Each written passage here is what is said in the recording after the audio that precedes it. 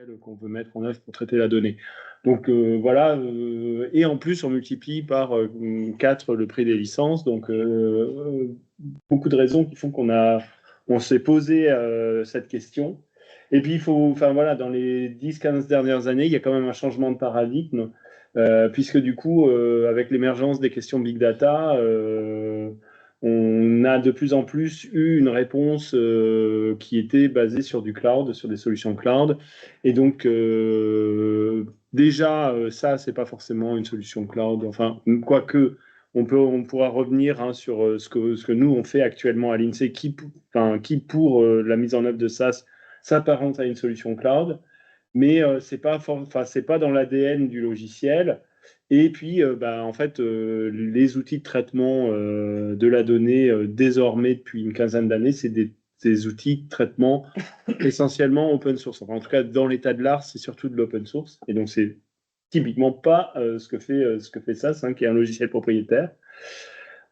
Bon, tout ça mis bout à bout faisait qu'on n'avait quand même pas vraiment d'intérêt à rester à SAS, même si on a une forte dépendance au logiciel. On avait énorme, enfin, il y a encore 5-6 ans, l'ensemble de nos processus, ou presque, étaient mis en œuvre sous SAS. Et donc, du coup, la bascule, elle doit se penser, elle est forcément, elle présente un défi assez élevé. Voilà. Ce qu'il faut dire aussi, c'est qu'en fait, je vous donne le contexte, en fait, on va dire presque conjoncturel, c'est-à-dire le moment où on a renégocié le contrat avec SAS, enfin la licence avec SAS, où c'était en 2020, 2020-2021, les premières discussions, mais en réalité, l'abandon de SAS, c'est quelque chose qui, à l'INSEE, a été envisagé il y a déjà une quinzaine d'années. Et donc, sans basculer à proprement parler, sans avoir un programme de bascule des chaînes de traitement et sans organiser de manière structurée une bascule de nos processus, on a quand même eu le temps, du coup, de mettre en place les conditions de cet abandon. Donc, les conditions de cet abandon, c'est d'abord la mise en place d'une formation initiale, c'est-à-dire le fait de donner la possibilité aux agents de se former sans contrainte, mais avec un petit discours qui consiste à dire ça, ce n'est pas nécessairement l'avenir. Et donc, pour pouvoir évoluer dans votre environnement professionnel, formez-vous à d'autres logiciels et en particulier à R. Et donc, pour ça, on a mis en place une offre de formation qui permet aux agents de se former. Et donc, il y a un travail de fond de formation qui commence dans les années 2010. Et puis, il y a un projet qui s'est appelé le projet Palette, qui a consisté à vraiment mettre de manière concrète en œuvre cette formation et cette offre de formation. Et il y avait un directeur de programme à l'époque qui était chargé de constituer le fond de l'offre de cette formation. Et donc, du coup, voilà, ça remonte à 2017-2018. Donc, il y a eu du travail de fond qui a été fait à ce moment-là et qui a permis, en fait, la mise en place des conditions de cet abandon. Et puis également, et ça c'est, je pense, important à noter, c'est aussi qu'il a fallu construire une infrastructure qui soit adaptée à l'utilisation d'un logiciel comme R. Donc une infrastructure de self-service à destination des statisticiens. Donc, je parle beaucoup de self. Le self, dans notre bouche à statisticien INSEE, ça veut dire tout ce que les statisticiens de l'INSEE vont développer comme code qui va servir à traiter de la donnée, à faire de la production, sans que ce soit formalisé et maintenu par l'informatique. Donc c'est vraiment tout ce qui relève, ce qu'on pourrait appeler d'une certaine manière du Shido IT, même si c'est pas vraiment adapté comme terme, mais c'est tout ce que les statisticiens vont faire en propre pour traiter la donnée. Voilà, et donc il a fallu construire une infrastructure de self-service qui permettait aux statisticiens de traiter la donnée dans des conditions de confidentialité et de sécurité qui soient assurées. Et ça, c'est pas forcément évident parce qu'on est sur une solution open source, et donc qui dit open source dit nécessité d'être ouvert sur Internet, par exemple. Et donc, le fait de donner la possibilité aux statisticiens d'utiliser R et tous les packages de l'écosystème R, ça suppose de mettre en œuvre des solutions, par exemple, de mirroring du crâne. Donc, d'avoir, en fait, un site en interne qui va aller chercher les packages du crâne et qui va les mettre à disposition des statisticiens. Donc, ça c'est ce genre de choses qu'il faut mettre en place et qui peut prendre un peu de temps. En tout cas, c'est pas quelque chose qu'on peut mettre en œuvre comme ça du jour au lendemain. Et puis, il faut penser l'infrastructure parce que On est en SaaS, on se pose des questions propres à SaaS, et donc typiquement la volumétrie des données, elle est un peu résolue de facto par le logiciel SaaS. Quand on bascule en R, on est obligé de se poser des questions sur la RAM, sur le partage des ressources computationnelles entre les différents utilisateurs et comment ce partage se réalise en bonne intelligence. Et donc ça, c'est des choses sur lesquelles on a mis en place des solutions qui ne sont pas idéales, je pourrais y revenir après dessus, mais qui permettent aux gens de travailler dans des conditions correctes. Voilà. Et en contrepartie de ce travail de fond, il n'y a pas d'engagement de date de sortie. C'est-à-dire que pendant 15 années, il y a une petite musique comme ça à l'INSEE. On va sortir de SaaS, mais on ne sait pas quand. Ce qui a des avantages, c'est que du coup, on a le temps de construire un arsenal de sensibilisation, d'acculturation, de préparer les esprits. Par contre, du coup, ça laisse s'installer cette musique que finalement, c'est un peu le désert des Tartares et que cette histoire de sortie de ça n'arrivera jamais. Ou ça arrivera, mais le jour où on sera parti à la retraite, quoi. Voilà. Bon, et du coup, dans l'historique, on a eu cette négociation avec SAS, où on a fait le constat qu'on ne voulait plus rester et que c'était plus optimal pour nous d'acheter des licences SAS. Et donc, du coup, à l'été 2022, on prend la décision d'abandonner le langage SAS avec une deadline fixée à fin 2025. Cette deadline tient toujours. Et nous nous mettons en position de sortir complètement de SaaS en fin 2025. Donc il nous reste encore du travail, on va y revenir. Mais on est vraiment dans cette posture où, fin 2025, nous n'aurons plus aucun programme de traitement de données qui tournera sous SaaS. Et donc il y a un effort de conversion du patrimoine de code entre 2023 et 2025 qui se pose donc une montée de compétences beaucoup plus large des agents, parce qu'on a tous les early adopters, enfin tous les gens qui étaient bien volontaires pour aller sur R, qui sont allés pendant le travail de fond dont j'ai parlé tout à l'heure. Mais il nous reste en fait le noyau dur des gens qui veulent faire du SaaS et qui n'ont pas envie de changer. Donc ça, il faut les accompagner, il faut les motiver à ce qu'ils basculent et à ce qu'ils se forment également. Puis il y a un effort d'accompagnement parce qu'en fait, basculer dans le monde R, ça suppose des changements de pratique. Ça, c'est pas. Je vais y revenir aussi, mais c'est pas négligeable parce que du coup, il faut assister sur les notions de reproductibilité, de traçage du code, etc. Et ça, c'est des pratiques qu'avec SAS, on n'avait pas forcément l'habitude d'avoir. Donc, il faut aussi accompagner les équipes. Puis, il faut les accompagner pour qu'elles se mettent dans la posture nécessaire à convertir leur code.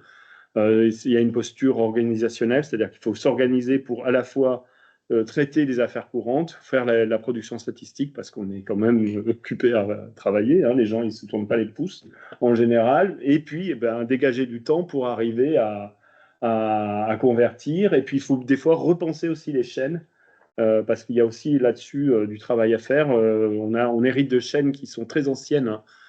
Ça, c'est un langage qui est présent dans l'Institut depuis très longtemps. Et donc, du coup, on a des chaînes qui tournent depuis des dizaines d'années et donc qui ne sont pas très bien conçues parce qu'il y a des rustines un peu partout. Et donc, du coup, ça pose plein de problèmes. Voilà. Et donc, ça nécessite d'avoir un pilotage extrêmement serré sur l'ensemble de l'Institut parce qu'il faut s'assurer, en fait, de manière centralisée que tout le monde, enfin, toutes les équipes qui sont accaparées par la production et par les travaux de conversion, avancent à bon rythme et qu'on va atteindre l'objectif qu'on s'est fixé.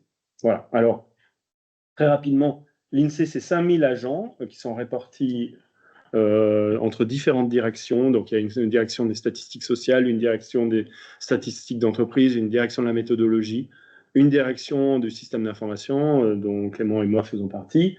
Et puis, il y a aussi des antennes régionales. Donc, dans chaque région, il y a des établissements de l'INSEE qui sont là pour produire de la statistique au niveau local, alimenter le débat public au niveau local à partir des sources d'information classiques de l'INSEE. Côté système d'information, on a 400, enfin à peu près 500 agents, mais qui font essentiellement du Java et du SQL. Donc en fait, le sujet SAS, R, c'est pas leur sujet. Eux, ils sont sur des briques techniques, des langages qui sont complètement différents. Par contre, les directions métiers, ce que j'appelle le self, c'est 1000-1500 agents environ qui font du traitement de la donnée tous les jours et qui vont utiliser donc SAS essentiellement, enfin jusqu'à présent, SQL, mais qui vont aussi faire du R de plus en plus et du Python. Et donc, avec l'idée que peut-être Python sera le bon langage pour justement réunir les deux mondes informaticiens habitués à Java et statisticiens habitués à R. Voilà. Mais ça, c'est vraiment très prospectif. Pour sur l'ordre de grandeur de l'effort à fournir, sur les 3 ans, 2023, 2024, 2025, on estime que c'est à peu près 16 000 jours ETP. Donc, ça représente 80 jours, 80 années de travail à temps plein d'un agent. C'est inégalement réparti entre les directions de métier, c'est aussi inégalement réparti entre les équipes. Il y a des équipes qui ont très peu de SaaS à convertir parce qu'en fait, elles ont déjà fait l'effort. Il y avait des early adopters, justement, qui ont déjà fait l'effort dans les années préparatoires et qui ont déjà fait les conversions. Ou, voilà, il n'y a pas d'effort important à fournir. Puis il y a des endroits où on a une concentration de code legacy en SaaS qui est vraiment très importante et où du coup l'effort à fournir n'est pas négligeable. Voilà. Donc ça se concentre à peu près à parts égales entre statistiques sociales, statistiques d'entreprise et actions régionales et diffusion. Et là, aujourd'hui, enfin 1er mai plus exactement, date du dernier pointage, on a fait à peu près 86% du chemin. On a réalisé 86% des conversions. Voilà. Et donc, bah, ça, j'en parlerai après, mais c'est nous ce qu'on dit quand même quand on parle de la sortie de SaaS, c'est que de notre point de vue, il y a une dimension technique. Évidemment, il faut sortir d'un langage et adopter un autre langage, donc il y a plein de problématiques par rapport à ça. Mais il y a aussi des opportunités de modernisation de nos processus et d'adoption de bonnes pratiques. Et ça, c'est très important. Donc, on va sensibiliser les agents à l'importance de l'automatisation, le fait d'arrêter de lancer. On a des agents qui, par exemple, pour lancer des chaînes, se connectent avec la magie du télétravail le soir à 22h et lancent leur chaîne pour faire tourner, parce qu'ils doivent faire tourner tous les jours ou toutes les semaines une chaîne. Et donc, du coup, on a des agents qui vont se connecter à des heures indues et qui ne profitent pas de ce biais de la possibilité d'automatiser leur processus et d'avoir une notion de pipeline de données ou ce genre de choses. Donc, on va essayer de les sensibiliser à ce que, justement, l'adoption d'un langage comme R peut leur apporter comme opportunité. Et puis, il y a toutes les questions de versionnage, de reproductibilité, de traçabilité du code, de data lineage, ce genre de choses sur lesquelles on veut vraiment insister, pour lesquelles, nous, c'est très important d'avancer et où on identifie que la pratique de SaaS, elle n'a pas permis d'être à l'état de l'art de ce point de vue-là ces dernières décennies à l'INSEE. Voilà. Ce petit graphique pour vous montrer un peu ce qui se passe. Alors ça, c'est un graphique qui est centré entre 2021 et 2023. Je l'aime bien parce qu'il dit un peu en creux pourquoi, d'une certaine manière, c'est un peu facile pour l'INSEE de passer de SaaS à R. Parce qu'en fait, on a fait ce travail de fond là, dans les années 2010. Et en fait, au moment, vous voyez, en 2022, là, à mi-2022, au moment où on dit la sortie de SaaS, maintenant c'est le 31 décembre 2025 et ce sera une date ferme et définitive. Dans le même temps, en fait, naturellement, je pense que c'est quand même assez naturel, il y a une inversion en fait de la masse critique, c'est-à-dire que le nombre d'agents qui font du SaaS devient inférieur au nombre d'agents qui font du R. Et donc, du coup, on a une bascule aussi des pratiques, c'est-à-dire qu'il y en a plus d'agents qui font du R que d'agents qui font du SaaS. Et donc, ça, c'est très révélateur aussi de la tendance. Alors, ensuite, moi, je prolonge le nombre d'utilisateurs distincts de SaaS par semaine. Donc, ça, entre 2021 et 2025, vous voyez que la courbe, elle n'a fait que diminuer, ce qui est une bonne nouvelle. Et aujourd'hui, on est à peu près à 100 utilisateurs par semaine de SaaS sur nos plateformes de calcul. Ce qui est loin des 1500 agents qui traitent de la donnée quotidiennement. Donc, on a encore des agents qui font du SaaS, bien sûr, qui concentrent les 15% de code SaaS dont je parlais, les 14% de code SaaS qui restent à convertir. Mais donc, du coup, on a moins de 10% des agents, des statisticiens à l'INSEE qui traitent de la donnée, qui utilisent ce langage. Ouais. Voilà, et puis on prolonge les courbes, donc ça c'est aussi, alors c'est pas tout à fait la même métrique. Là, c'est la part de processus lancés sur nos plateformes de calcul chaque semaine qui sont soit du SaaS, qui sont en SaaS, par rapport à une partition SaaS R Python. Et donc, vous voyez, normalement, cette courbe, pour atteindre notre objectif, elle atteint 0%. On espère qu'on a 0% de processus lancés en SaaS à la fin de l'année. Bon, ce qu'on voit, c'est qu'on n'est pas tout à fait. Si la pente naturelle est dans le bon sens, elle va pas assez vite, quoi. Elle n'est pas assez pentue. Et donc, enfin, on va y revenir, mais du coup, on met en place des opérations un peu de sensibilisation et des actions symboliques pour justement forcer les gens à arrêter de faire du SaaS. Parce qu'on identifie aussi qu'il y a beaucoup d'agents qui aujourd'hui font du SaaS plus par commodité que par obligation, c'est-à-dire qu'ils ont leur processus de production, on va dire, périodique, sont convertis, mais quand ils veulent faire de l'analyse de données, par exemple, ils vont plutôt utiliser SaaS parce qu'ils maîtrisent mieux le logiciel. Et donc ça, on essaie de les inciter à changer de voie et à s'habituer à se forcer à faire du R ou du Python. La gouvernance du projet, je ne vais pas passer beaucoup de temps, je ne suis pas sûr que ce soit très intéressant, mais c'est une gouvernance de projet classique à l'INSEE. On a un comité de pilotage qui se réunit une fois environ tous les 2 mois et un comité de suivi, une équipe projet, donc le directeur de projet qui est ici, il y avait une chef de projet qui est plus là, et puis des experts techniques qui s'organisent autour de cette équipe.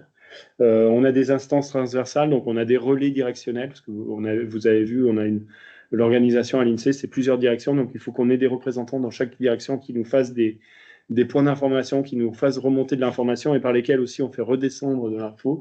Et puis, idem, on a un maillage territorial, donc il faut aussi adresser ce maillage. Et donc, on fait en sorte d'avoir des référents régionaux dans les directions régionales de l'INSEE, de manière à ce que ces référents fassent circuler l'information. Voilà. Donc, sur la conversion SaaS-R, l'essentiel de l'effort, soyons honnêtes, elle est réalisée par les statisticiens. Il y a une petite contribution quand même de la DSI. On a une petite partie, on a 4 TP qui sont consacrés en 2024 sur ce sujet, 4 TP aussi en 2025. Au total, on a une douzaine de TP sur les 86 que j'ai mentionné tout à l'heure, sur les 80 et quelques que j'ai mentionné tout à l'heure. Oui, 86.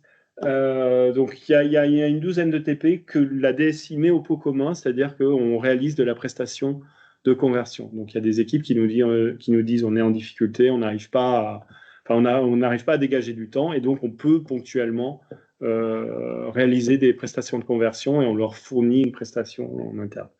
Bon, ça a des limites, hein, parce qu'en fait, ce qu'on constate, c'est que quand les équipes sont vraiment extrêmement accaparées, elles n'ont pas non plus le temps pour suivre les travaux de conversion, elles n'ont pas le temps pour faire les travaux de recette.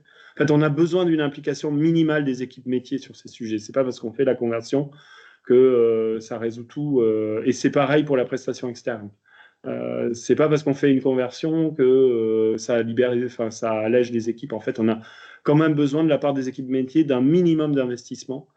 Et on voit que ça peut poser des problèmes parce que du coup, les équipes qui ont vraiment pas le temps, en fait, c'est celles qui posent le plus de difficultés parce que même si on les allège en faisant le travail de prestation, de conversion, on n'a pas le temps de recéter correctement, elles n'ont pas le temps de s'approprier. Et quand elles font tourner les chaînes pour la première fois, elles sont en difficulté parce qu'en fait, elles ne maîtrisent pas les chaînes, elles n'ont pas fait cet effort d'appropriation.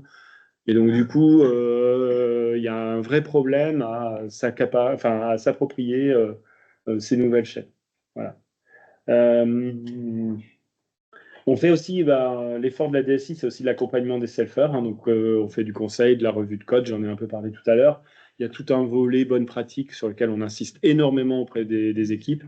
Et puis, il y a toutes ces pratiques propres à R, toutes ces problématiques propres à R, comment je fige une distribution de package, comment je fais tourner un programme de manière régulière, etc. Comment je m'assure que ça tourne toujours de la même manière.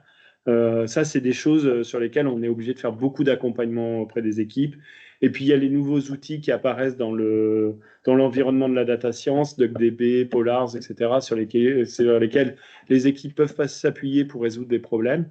Mais justement, pour résoudre ces problèmes, du coup, elles ont besoin d'accompagnement parce que ça suppose de faire une veille sur les outils. Et donc, ça, c'est des travaux qu'on fait, nous, de notre côté. Voilà. Et donc, et puis le pilotage du projet, donc c'est le directeur de projet qui s'en occupe. C'est sa fonction principale. Voilà. Il y a sur la formation maintenant, j'ai parlé de tout cet effort de formation. Il y a eu cette offre initiale de formation qui a été mise en place par le projet Palette que j'ai mentionné tout à l'heure.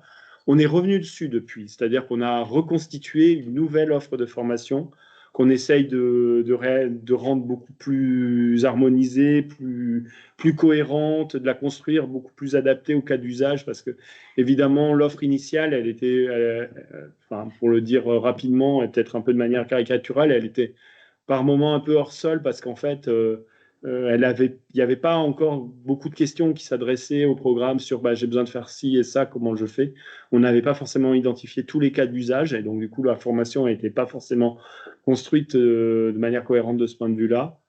Depuis, comme on est rentré dans cette démarche vraiment de conversion à marche forcée où on oblige les gens à s'y mettre, ben, du coup on identifie mieux les cas d'usage et donc du coup on est mieux en mesure de construire le parcours de formation, un parcours de formation qui soit adapté aux besoins et aussi au fait qu'on a des profils différents. C'est-à-dire que la formation, l'offre de formation initiale, elle s'adressait à des gens volontaires qui étaient partants pour aller sur du R.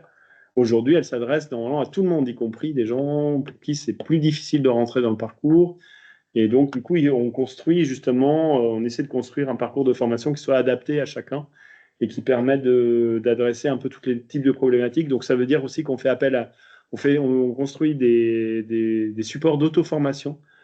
Typiquement, pour les gens qui n'ont pas beaucoup de temps, on essaie plutôt de construire des choses où ils vont pouvoir aller de temps à autre s'informer. Il y a aussi une base documentaire qui a été construite. J'y reviendrai dessus, mais il y a par exemple une initiative qui s'appelle Utilitaire, qui a été développée par des agents à l'INSEE, dont je fais partie, qui est une base documentaire qu'on a essayé de mettre en place et qui permet d'adresser certains cas d'usage. Et donc les agents, sans parler de formation, ils trouvent de l'information dans cette base documentaire qui leur permet de résoudre des questions qu'ils se posent dans leur pratique quotidienne. Voilà. Et puis essayer d'avoir également des offres de formation qui soient de l'ordre de la sensibilisation. Typiquement, un des gros sujets qu'on a, c'est tous les managers Quadra, j'en parle facilement parce que j'en fais partie, tous les managers Quadra qui ont grandi avec SaaS et qui doivent encadrer des équipes qui utilisent des outils dont ils n'ont pas l'habitude. Ça, c'est un gros défi managérial.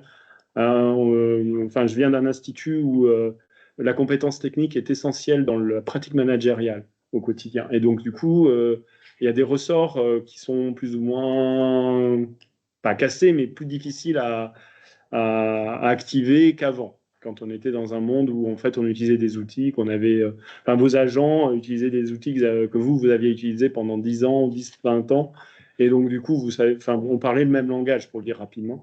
Là, on a des managers qui peuvent se trouver désorientés parce qu'ils se retrouvent avec des équipes qui leur parlent de problématiques, de questions auxquelles ils n'ont jamais été confrontés.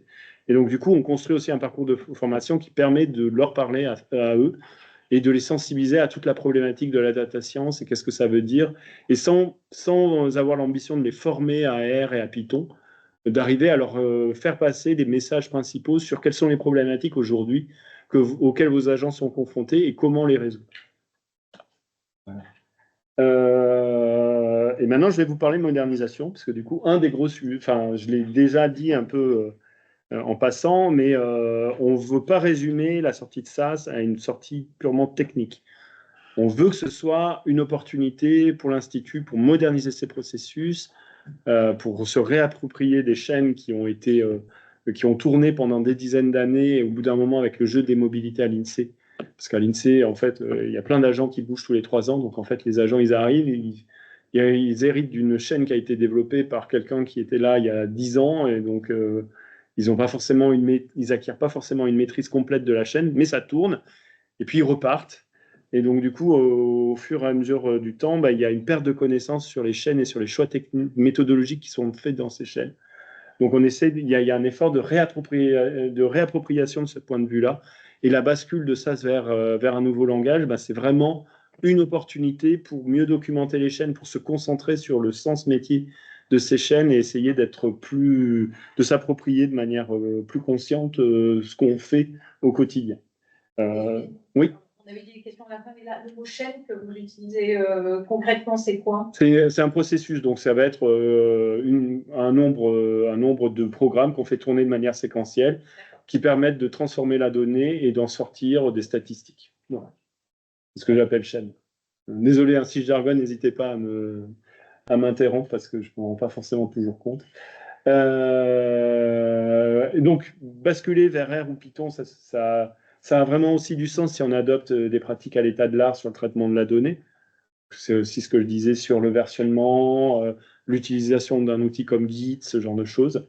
Et donc, du coup, c'est important de former les agents non seulement au langage, mais aussi aux bonnes pratiques et sensibiliser à toutes les problématiques d'un monde sans SaaS.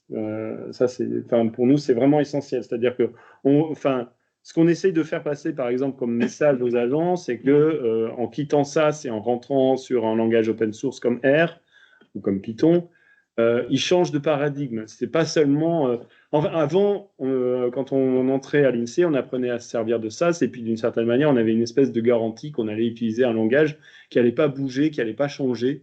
Et donc, pourvu qu'on investisse dans le langage, ben, on allait pouvoir acquérir de la connaissance sur laquelle on pourrait capitaliser ensuite. Aujourd'hui, on est dans un monde où, bah, précisément, quand vous prenez R ou Python, ce sont des langages qui sont extrêmement mouvants, qui changent beaucoup. Et les pratiques autour de ces langages changent également énormément. Et donc, il faut que les agents de l'INSEE s'accoutument à cette idée que la vérité d'aujourd'hui n'est pas celle de demain, et que ce qui est important, c'est plus la capacité à mobiliser des savoirs qui sont situés à des endroits bien, bien identifiés, plutôt qu'à savoir faire soi-même quelque chose. Et donc ça, c'est quelque chose qu'on essaie de faire passer, mais ça suppose un changement culturel qui est loin d'être anodin en vérité. Et ça, c'est c'est un élément qui est extrêmement important parce que derrière, il y a quand même énormément d'inquiétudes relatives au fait que ben, les agents voient qu'on leur demande de changer, de changer de langage, mais qu'en fait, derrière, quand on tire la pelote de laine, en fait, il y a d'autres choses qu'on leur demande de changer. On va leur demander de changer leurs pratiques, on va basculer sur de nouvelles infrastructures, je vais y arriver. Et donc, du coup, il y a plein de choses dans leur métier qui va changer et qui est appelé à ne pas se stabiliser.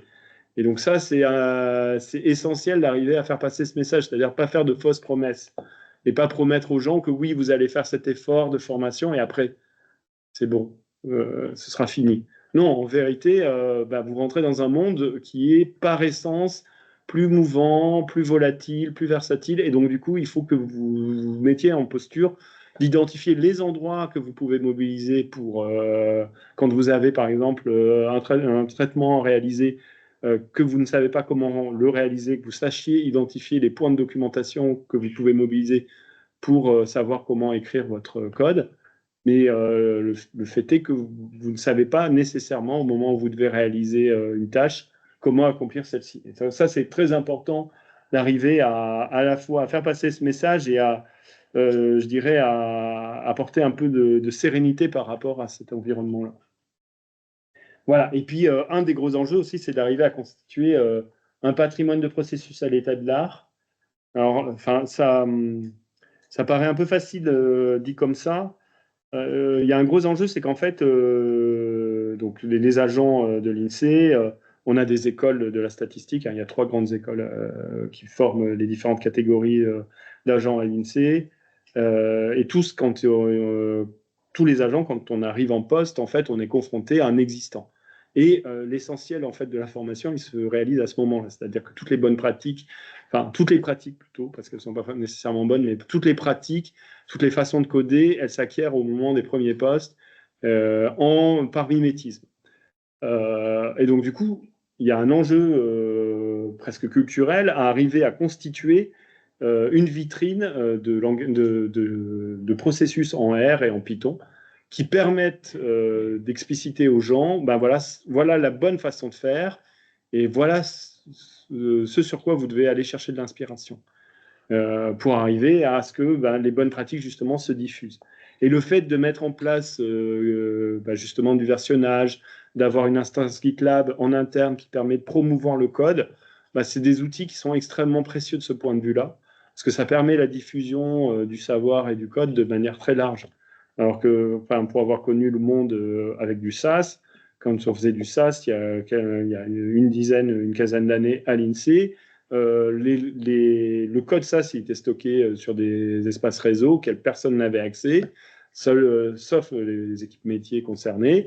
Et donc, du coup, le code ne se diffusait pas. Les macros, parce qu'on avait des macros SaaS, se passer sous le manteau, on se refilait une clé USB ou on se mettait à disposition sur un espace disque des macros, mais il n'y avait rien de centralisé, aucun code de référence, aucune source de référence.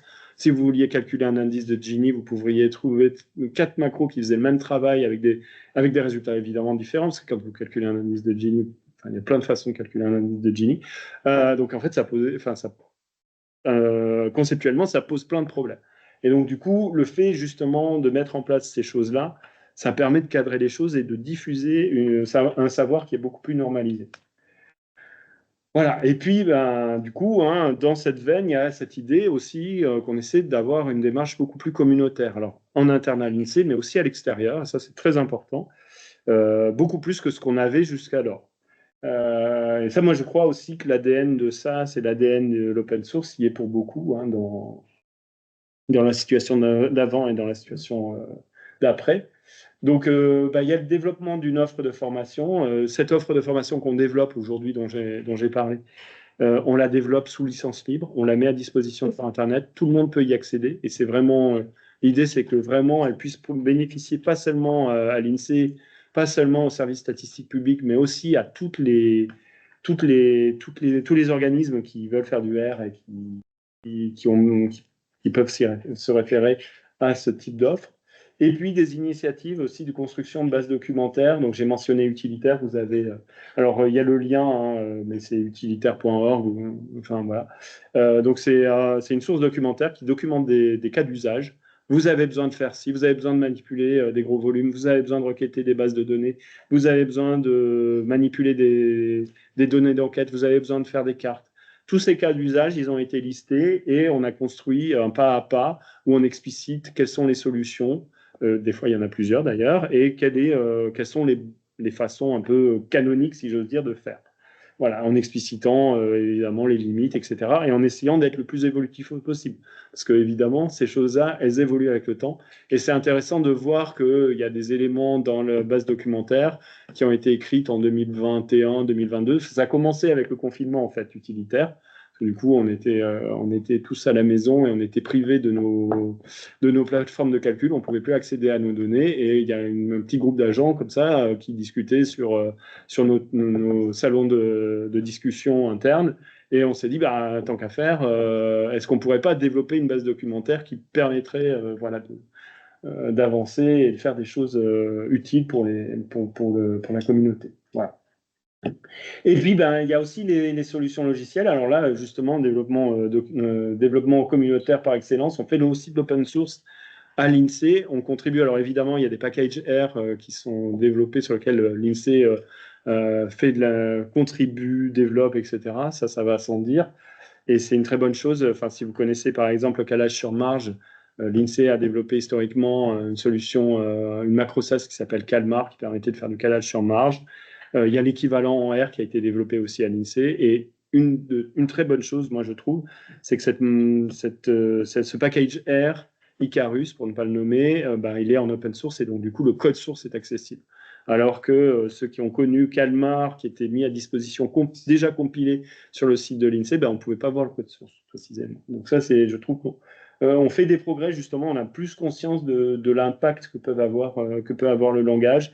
Et aussi, il faut le dire, on a maintenant des outils de licence qui permettent justement un développement, une diffusion de nos outils de manière beaucoup plus normée. Et puis, il y a aussi des solutions logicielles vraiment propres qui sont développées à l'INSEE. On a une offre de service data science avec la plateforme Onyxia qui est développée par une de mes équipes, qui permet en fait d'orchestrer des services sur des clusters Kubernetes. Donc ça c'est pour l'INSEE, en tout cas, c'est l'avenir, puisque notre but, c'est de basculer vers les clusters Kubernetes, vers des infras de calcul vraiment adaptés justement à la science de la donnée. Et Onyxia est un outil pour permettre aux statisticiens, ce qu'on appelle le selfer, de déployer à la demande des services RStudio, des services VS Code, des services Jupyter, en réservant des ressources computationnelles qui lui sont propres, en les sanctuarisant d'une certaine manière, et et qui lui permettent du coup de traiter de la donnée de manière contrôlée. Il y a des notions de containerisation qui permettent de s'assurer de l'isofonctionnalité des processus. Donc on est sur un niveau assez élevé en termes de reproductibilité face à toutes les bonnes caractéristiques. Et donc Onyxia est un peu l'arme principale pour atteindre cet objectif. On pourra en rediscuter si ça vous intéresse. Je crois qu'à l'INSERM, il y a des équipes qui ont expérimenté la solution. Et on a un cloud ouvert qui est ouvert aux agents également aux employés de l'INSERM, qui s'appelle le SSP Cloud, donc datalab.sspcloud.fr, qui permet justement de déployer à la demande du RStudio, du VS Code, même de tester des infras de calcul comme de la GPU, ce genre de choses. Voilà. Faire de l'intelligence artificielle, enfin toutes les choses qu'on a envie de faire quand on traite de la donnée dans le monde actuel. Et puis voilà, et puis bon, du coup, on est plus contraint puisque c'est déjà en production, mais on a des clusters Kubernetes qui fonctionnent à l'INSEE.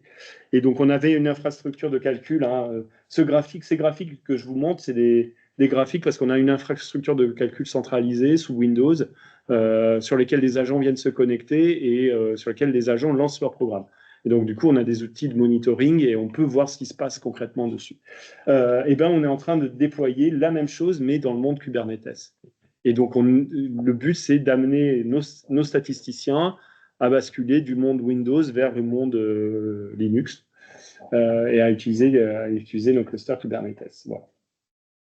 Ça a plein de bonnes propriétés, hein, entre autres en matière de partage de ressources informatiques. Un des gros sujets qu'on a avec nos infrastructures actuelles basées sous Windows, c'est qu'en fait, les gens accèdent aux serveurs et consomment de la ressource informatique à concurrence des autres. Et si vous avez, par exemple, un agent qui charge une base qui fait 700 gigaoctets dans la mémoire vive, il va exploser la mémoire du serveur et tous les agents qui étaient connectés vont être impactés. Alors, on a des garde-fous, hein, mais pour le dire de manière caricaturale, c'est un peu ça. Kubernetes, le monde Kubernetes, Onyxia, ça permet justement de construire cette notion de containerisation. Elle permet de sécuriser tous les utilisateurs et de faire en sorte que s'il y en a un qui se plante, qui charge trop de données d'un coup, ben, il va se pénaliser lui, mais pas les autres utilisateurs. Voilà. Et puis, il faut mentionner ce que j'appelle le progrès technique, hein, mais ça, c'est aussi un message qu'on essaye de faire passer auprès des agents, c'est-à-dire que on a des développements toujours plus rapides dans le monde de la science de la donnée, qui permettent déjà, et ça c'est un point très important, il y a encore 5-6 ans, on était dans une zone un peu délicate parce que ce que nous faisaient remonter les agents, c'est que ils avaient des gros volumes de données et qu'ils ne pouvaient pas manipuler ces volumes de données en R parce qu'ils n'avaient pas assez de mémoire vive. Et alors, du coup, ça, c'était la bonne solution. Mais aujourd'hui, il y a plein de solutions qui permettent de traiter de la donnée, à tel point d'ailleurs qu'on dit que Big Data is dead. Il y a eu un peu cette petite musique ces derniers mois sur ce sujet. Nous, nos solutions centrales pour traiter de la donnée, y compris de la donnée volumineuse, il faut mettre un bémol. Hein. L'INSEE, on n'a pas forcément des données extrêmement volumineuses. On fait beaucoup d'enquêtes. On utilise des données administratives, mais nos données sont de taille quand même assez raisonnable dans l'ensemble. On va utiliser le format Parquet, qui est un format qui est en train de devenir un standard dans le monde de la donnée, qui a de très très bonnes propriétés.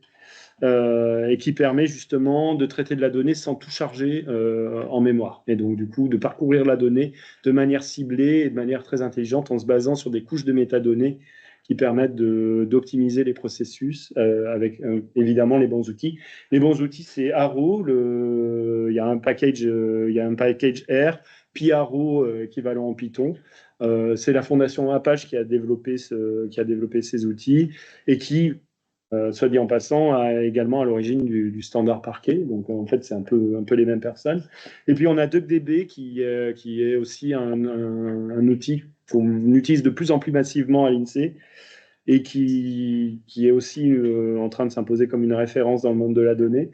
DuckDB qui est vraiment extrêmement intéressant parce qu'il émule une base de données à partir de données qui sont soit sur des fichiers CSV, soit sur des fichiers Parquet, même du Excel ou du JSON. Il arrive à traiter ça et qui permet de faire du SQL et un SQL plutôt élégant. Qui permet de traiter les données avec du SQL. Alors ça s'interface avec du R, on peut faire du tidyverse avec DuckDB. Ça c'est très intéressant parce qu'il y a des connecteurs et on peut continuer à utiliser la syntaxe tidyverse tout en faisant du DuckDB. Enfin, il y a plein de choses qui sont extrêmement intéressantes de ce point de vue-là et qui permettent en fait aux statisticiens d'avoir une certaine stabilité, même si j'insiste, on peut pas faire fausse promesse de ce point de vue-là, mais qui permet d'avoir une certaine stabilité et de continuer à adopter des solutions toujours plus à l'état de l'art. Voilà. Et puis, bien évidemment, de notre côté, le fait de basculer dans ce monde, ça nous permet aussi de saisir des opportunités en matière de machine learning et d'intelligence artificielle. On voit plein de potentialités pour rendre nos processus plus efficients, plus rapides. On a un sujet de délivrer la donnée toujours plus rapidement. Le fait de pouvoir raccourcir les temps de production, ben, il y a un enjeu évidemment à utiliser des techniques de machine learning et d'intelligence artificielle de ce point de vue-là qu'on veut pouvoir saisir. Voilà. Et puis, ben, alors ça c'est ma petite, mon petit moment militant. En tant qu'administration, l'INSEE elle a un impératif de transparence sur ses processus. On a un devoir vis-à-vis des citoyens d'être transparent sur nos méthodes, sur la façon dont on traite la donnée. Et donc du coup, bah, alors j'ai parlé de Calmar tout à l'heure, donc je vais pas m'appesantir dessus, mais il me semble que quand on développait par exemple une macro comme Calmar, on donnait de la valeur à un logiciel qui était propriétaire. Et on n'en avait pas forcément conscience. Et le monde dans lequel on vivait à ce moment-là faisait que c'était un choix qui paraissait tout à fait cohérent. Aujourd'hui, le fait de pouvoir développer des outils dans des langages ouverts, bah, c'est vertueux de ce point de vue-là. C'est-à-dire qu'on fournit à la communauté des outils en contrepartie du fait qu'on utilise des outils qui sont développés par d'autres. Et donc, du coup, on met au pot commun en fait, un effort qui est réutilisable. Et ça, du coup, c'est assez vertueux de ce point de vue-là. Et puis, ça a la bonne propriété d'être transparent. C'est-à-dire que vous pouvez, quand vous faites de l'open source, n'importe qui peut accéder au code source, justement. Et donc, du coup, ça, c'est extrêmement, extrêmement vertueux parce que, du coup, il n'y a pas de secret sur comment on réalise telle ou telle procédure statistique. Voilà. Et puis, il y a un deuxième point qui est important aussi, c'est se mettre en mesure de pouvoir reproduire et tracer la production d'un chiffre. Donc, ça, c'est de la qualité interne. Mais ça nous assure aussi qu'on est toujours capable d'auditer nos processus et de comprendre comment un chiffre a été produit. Ça, c'est très important. Pour être assez honnête, je ne suis pas sûr que cet impératif, on l'ait toujours respecté dans le passé. Et donc, on est en mesure, on sera plus en mesure à l'avenir de le respecter. Et puis, ben, évidemment, il y a cette nécessité d'ouvrir le code. Hein. N'importe quelle association, comme Ouvre-Boîte, par exemple, peut demander à voir le code et la CADA peut demander à l'INSEE d'ouvrir son code. Donc, il faut toujours se mettre dans une posture où on doit pouvoir montrer notre code. Voilà. Et puis, la question de l'infrastructure, donc j'en ai parlé, mais du coup, je vais aller très, très vite.